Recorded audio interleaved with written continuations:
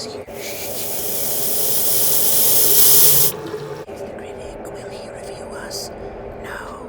Soon. Soon he will be woke. Soon he will say, fuck Trump. Trump. Trump. Soon he will say, Admiral Holdo was a staple for feminism. Feminism. Should we do it now? No. Soon he will be grateful that the Terminator is installing drapes in an asexual relationship. Soon he will...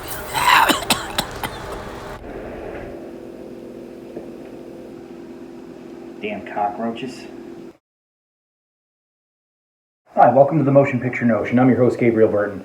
So, when I was a little bit younger, my dad showed me this film. It was a made-for-TV film from 1973 called Don't Be Afraid of the Dark. I remember it being like really, really creepy, particularly because of the ending, which I won't give away. And I know that my dad really loved it, and he, swore by it because he was probably, 73, he must have been 17-ish around the time, so I can see that really sticking with him.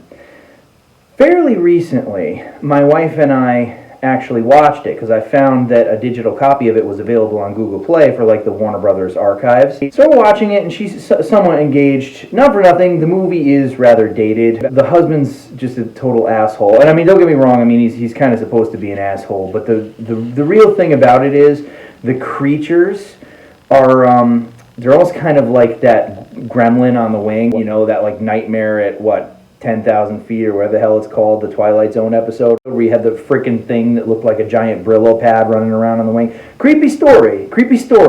But, really, honestly, the Twilight Zone movie version of that story was probably better than the original episode, just based on that. Going back and watching it now, it is like chock full of flaws.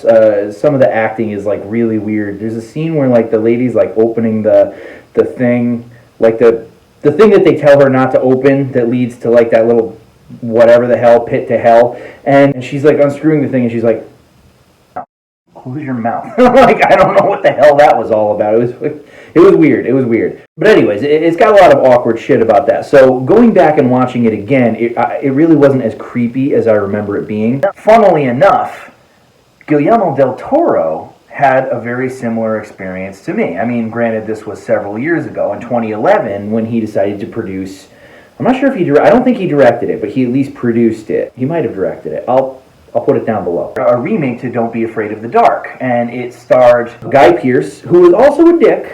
They stayed true to the character. He was a dismissive dick, but maybe it's just because I like Guy Pearce, but he was a little bit more believable than the other guy. And Katie Holmes, who I thought did an amazing job. And the interesting thing about this film is the little critters running around the house, they weren't after Katie Holmes' character, they're after Guy Pearce's daughter. And that's the thing, it's not even her daughter. She's like the stepmother that the daughter's having trouble warming up to when she's trying, and then you got this dismissive father, and she's trying to like kind of argue on her behalf, and so it puts her in an even more almost kind of sympathetic state than the original one.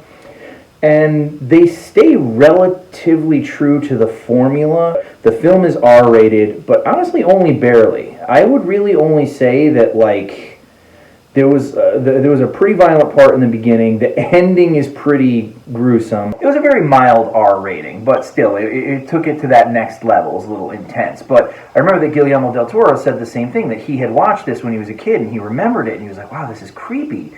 And then when he went back and watched it, it wasn't as scary. And he said that the memory he had held of the film as a child wasn't the same. And so he kind of took that idea and he's like, oh, okay. The creature designs are a million times better. The creatures look so much better. And really, in essence, I think that's one of the biggest differences between the two. If there is one thing that I would say that the original has on the Guillermo del Toro version, it's the fact that Guillermo del Toro gives the creatures an origin.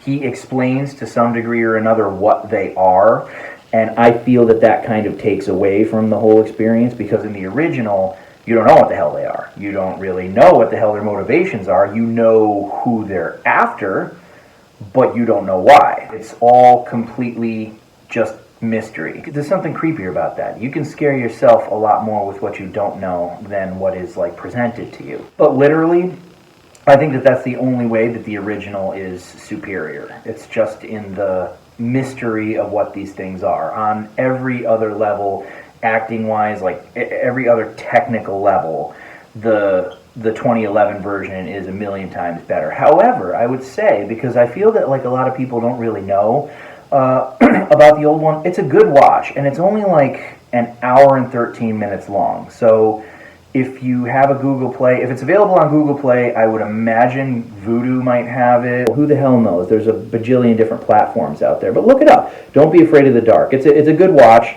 If nothing else, like you might even get a little bit of a chuckle out of it, but it's definitely not a boring movie. And again, hour and 13 minutes, come on. It'll be a great party movie. Definitely watch the first one first, then watch the Guillermo del Toro version, because it's just a really cool contrast. You know, the first one you'll probably be able to make fun of, but you'll see that like creepy idea behind all the flaws, you know, and then in the Guillermo del Toro version it's sort of like, oh, this is what it was supposed to be. So anyway, guys, check it out if you ever get the chance. Alright, that's all she wrote.